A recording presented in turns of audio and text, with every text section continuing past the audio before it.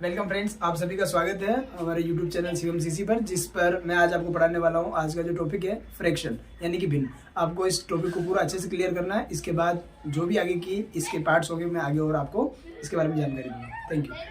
आज हम जो टॉपिक पढ़ने वाले हैं उसका नाम है फ्रैक्शन, जिसको हिंदी में भिन्न कहा जाता है। पहले मैं आपको इसकी डेफिनेशन समझा देता हूँ, परिभाषा। उसके बाद अपन इसके प्रकार और इसके क्वेश्चन को सोल्व करने का काम करेंगे। चलिए मैं आपको पहले इसकी परिभाषा समझा देता हूँ। इसकी परिभाषा बनती है द पार्ट ऑफ होल।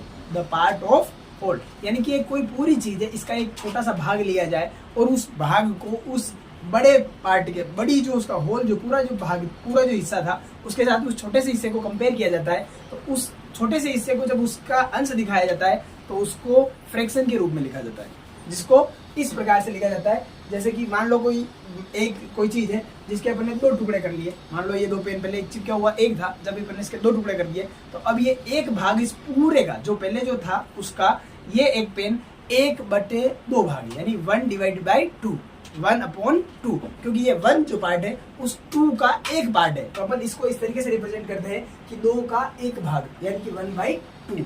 ऐसे ही कोई चीज है जिसके अपन ने 3 टुकड़े बराबर किए, उनमें से 2 टुकड़े उठाकर अलग कर लिए और अपन ने कहा ये 2 टुकड़े उन पूरे का कितना हिस्सा था। तो अपन ने कहा देखो उसके अपन ने बराबर 3 टुकड़े किए थे, उसमें से 2 भाग ये है। तो ये जो भिन्न बनती है, जो फ्रैक्शन बनती है, वो बनेगी 2/3 यानी कि 2/3।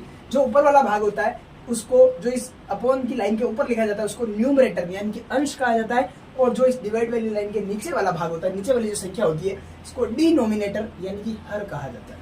ऊपर वाले को अंश, नीचे वाले को हर कहा जाता है। ऊपर न्यूमरेटर, नीचे डिनोमिनेटर। जैसे कि किसी भी चीज को गहराई नापनी हो या नीचे दिखाना हो तो अपन कहते हैं down, deep.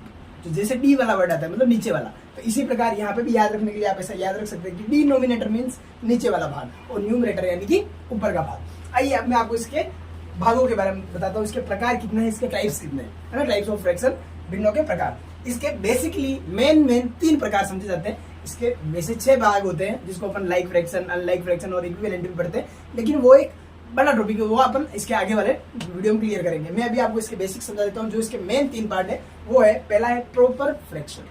Proper fraction Hindi में जिसको कहा जाता है उचित भिन्न।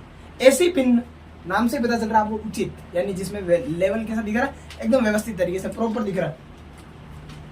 प्रॉपर तरीके से आपको समझाया जा रहा है कि भिन्न कैसे समझाई जाए, कि उचित भिन्न किसको कहते हैं, जहां पर इसका अंश वाला जो भाग है वो हर वाले भाग से छोटा होता है, यानी कि न्यूमरेटर जो है डिनोमिनेटर से छोटा होता है, ऊपर वाला भाग छोटा होता है नीचे वाले से, उसको उचित भिन्न कहा जाता है। जिसके उदाहरण इस प्रकार है 1/4, 2/5, 4/9। यानी कि यहाँ पे नीचे वाले जो पार्ट है, जितने भी नीचे वाले हर जो पार्ट है वो अंश से हमेशा कितने हैं, छोटे हैं। और उसी को अपन कहते हैं कि न्यूमरेटर यहाँ पर छोटा होता है, डिनोमिनेटर बड़ा होता है। और जहाँ पर नीचे वाला पार्ट बड़ा होता है, ऊपर वाला छोटा होता है, उसको उचित भिन्न कहा जाता है। जिस प्रकार आप समझ सकते हैं कि कोई अपने पापा वगैरह हो गए, जिनके कंधे पे अपन बैठेंगे तो प्रॉपर लगेंगे, है ना, बेकार नहीं दिखेंगे, अपन अच्छे ही दिखेंगे। कि पापा के कंधे पे बैठे हुए तो वो अपना वजन भी सहन कर सकते हैं और एकदम प्रॉपर लगेगा, यानी उचित बात है। लेकिन जस्ट इसका अपोजिट अगला वाला पार्ट पढ़ते हैं अपन, इम्प्रॉपर फ्रैक्शन। ऐसी फ्रैक्शन जिसका हिंदी मीनिंग बनता है अनुचित भिन्न।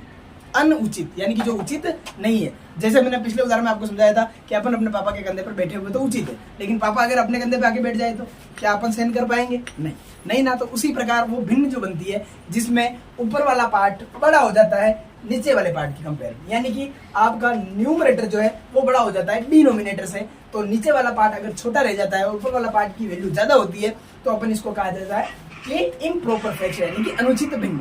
ये उचित नहीं है। अगली जो फ्रैक्शन बनती है मिश्रित भिन्न। कौन सी बनती है? मिश्रित भिन्न यानी कि मिक्स्ड फ्रैक्शन। मिक्स्ड फ्रैक्शन के अंदर ये दोनों वाले पार्ट के बारे में अपन जानकारी समझते हैं, जिसके अंदर एक संख्या पूर्ण संख्या होती है और उसके साथ एक भिन्नात्मक संख्या होती है। एक तो पूर्ण संख्या होती है, यहाँ पे 1 जो दिख रहा है ये एक पूर्ण संख्या है, यानी कि पूरी तरह से होल नंबर है ना, एक पूरा होल नंबर है, लेकिन उसके साथ ही एक फ्रैक्शनल पार्ट भी होता है। तो जब एक पूर्ण संख्या और एक फ्रैक्शनल पार्ट साथ में लिखे जाते हैं तो इसको इस फॉर्म को कहा जाता है मिश्रित भिन्न यानी कि मिक्स्ड फ्रैक्शन। इसी प्रकार इसका और उदाहरण देख लीजिए। इसको ऐसे बोला जाता है 2 सही 3/5 या फिर 2 इंटीजर 3/5। इस तरीके से इसको पढ़ा जाता है। जैसे 3 इंटीजर 5/2 यानी कि 3 सही 5/2। Thank you. इसके आगे वाली पार्ट अपन इसके आगे समझने वाले हैं।